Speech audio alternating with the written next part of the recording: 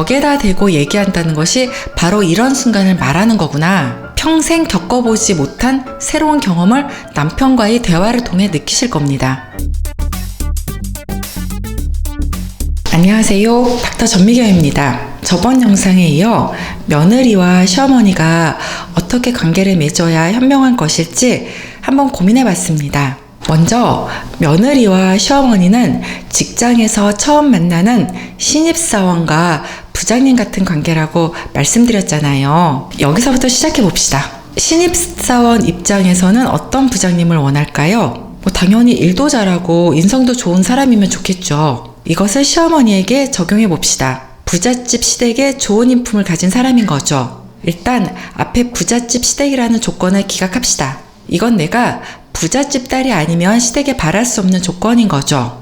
부자들은 기본적으로 부자들끼리 결혼하거든요. 재벌은 재벌들끼리 결혼하죠. 신데렐라 이런 건 영화나 소설 속 얘기고요. 아니면 정계라든가 재계라든가 법조계라든가 언론계라든가 이렇게 서로 끼리끼리 도움이 될 만하게 혼맥을 형성하는 것이 현실입니다. 두 번째로 시댁 인성은 좀 신중하게 봐야 합니다.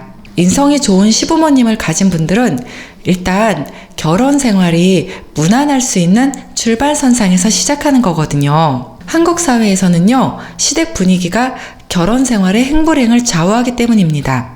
미국 이런 데서는 시댁의 인성까지는 안 살피고 남편의 인성만 살펴도 충분할 것 같습니다.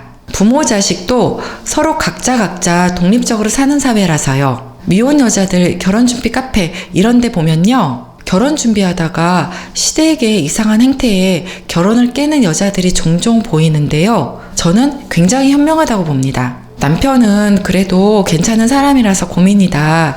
이런 사연도 올라오는데요. 우리 모두는 어린 시절부터 살아온 각 가정의 문화에서 자유롭지 못합니다. 인성이 별로인 시부모다 이런 경우에는요, 남편이 우리 집이 명확하게 문제가 있고 우리 엄마가 정말 이상한 성격이라는 것을 인지하고 있으며 딱 거리를 두고 살 수 있다. 이런 경우라면 괜찮습니다. 그렇지 않은 경우에는요, 살면서 분명히 가치관 문제로 부딪히는 경우가 생기게 됩니다. 시댁에서는 당연한 문화가 내 기준에서는 무례한 경우가 될 수 있고요. 중간에 끼워져 있는 남편은 뭐가 문제냐는 식으로 반응하게 되는 거죠. 예를 들어 말씀드릴게요.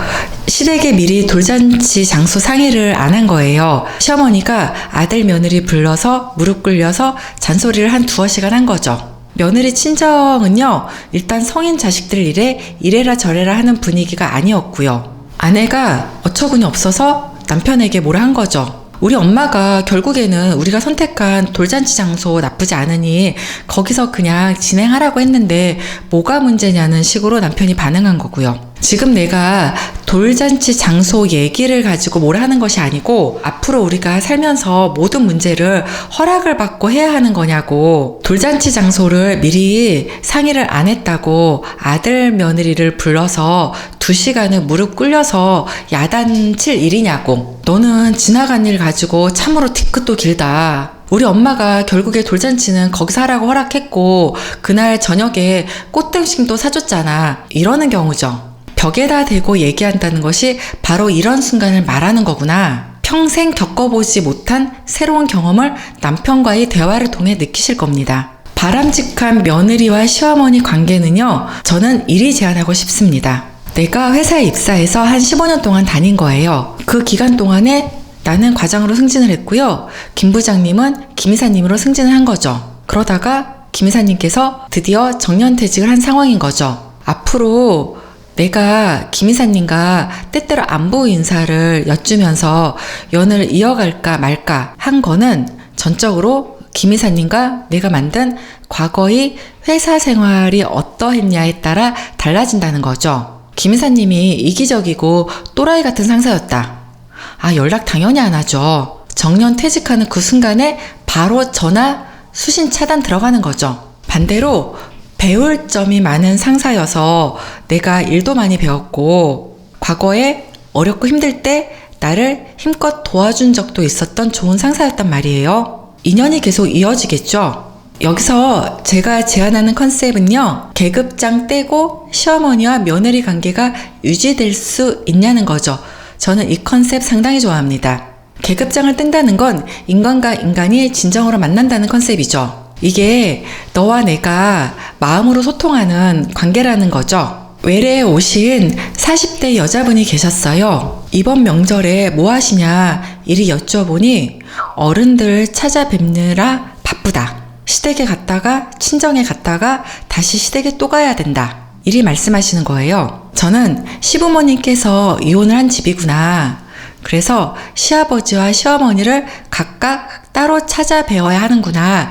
이렇게 이해를 했죠. 그런데 그게 아니었고요. 시댁에 갔다가 친정에 갔다가 X시댁에 또 들릴 계획이라는 것이었어요. 이분이 과거에 교통사고로 남편을 잃은 분이시거든요. 전 남편과의 사이에서 자식이 한 명 있었고요. 남편이 사망했을 당시에 시부모님이랑 시누이가 많은 힘이 되어주었던 거예요. 시댁에서 경제적으로 힘들지 않게 자식 키울 수 있게 여러 배려를 해주었고요. 직장을 다닐 수 있게 전업주부인 시누이가 애를 많이 돌봐준 거예요. 세월이 흘러 좋은 사람을 만나 재혼을 하게 되었고요. X시댁 어른들께서 손주를 보고 싶어 하셔서 명절이나 생신 이럴 때 시간이 되면 찾아뵙는다는 거죠. X시부모님도 좋은 분이시고 X시누이도 너무 고마운 사람이라고 그렇게 말씀하시더라고요. 애도 어릴 때부터 지 고모가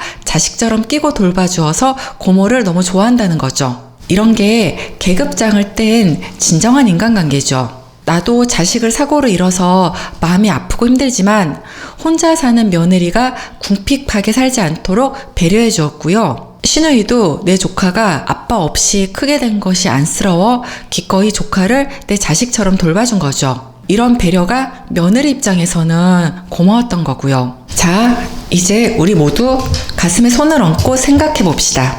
내 남편이 혹은 내 자식이 어느 날 교통사고나 암에 걸려서 죽었단 말이에요. 그런 후에 결혼으로 연결된 새로 생긴 가족과 연을 이어갈 것인가 아닐 것인가는 답이 딱 나오죠. 조금 더 내용을 추가해 볼게요. 자식이 없을 경우 연이 끊어지는 건 어쩌면 당연하고요. 사람에 따라 어떤 사람에게는 서로의 얼굴을 보는 것이 더 힘들 수도 있잖아요. 여기서 생각해 볼 거는 자식을 남기고 죽었단 말이에요. 내 남편, 내 아들이. 자, 며느리와 시어머니 사이에는 이제 계약 해지가 되는 상황인 거죠.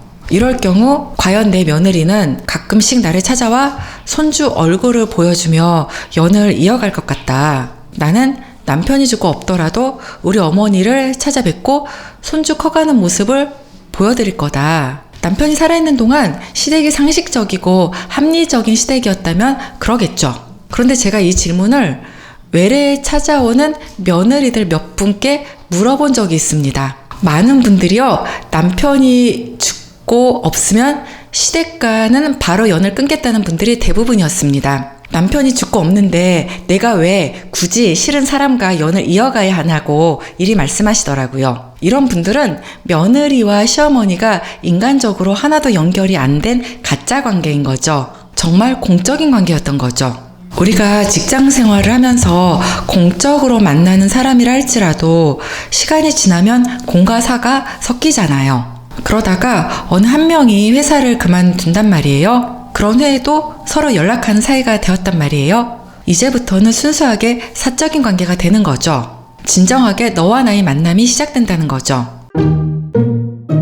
오늘은 시어머니와 며느리 관계에 대해서 한번 말씀드렸습니다. 인간에 대한 기본 예의와 존중, 배려를 해주시는 시어머니에 대해서는 당연히 며느리도 마음을 열고 시어머니와 진정한 관계가 형성될 수 있습니다. 물론 며느리 또한 시어머니에게 기본적인 예의와 존중, 배려를 해야 하는 건 당연합니다. 제가 쓴 책 당신은 생각보다 강하다에서 드린 말씀인데요. 나의 과거는 나의 현재가 해석한다고 말씀드렸죠. 오늘은 저번 영상과 이어 타인과의 관계에서 한마디 남겨드리겠습니다. 타인과의 현재의 관계는 타인과의 과거의 관계가 결정합니다.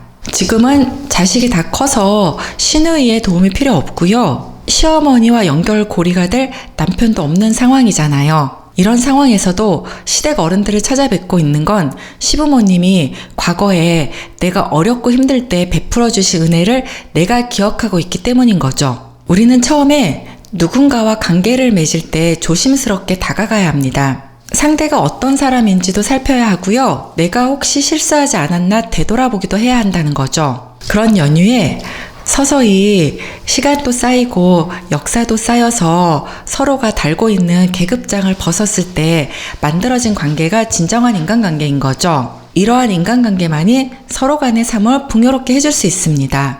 왜 한국 사회에서는 며느리와 시어머니와의 힘든 관계가 계속되는 것인지 우리가 스스로를 한번 되돌아보는 계기가 되었으면 좋겠습니다. 이상 영상 마치겠습니다. 구독, 좋아요, 알람 설정 부탁드릴게요.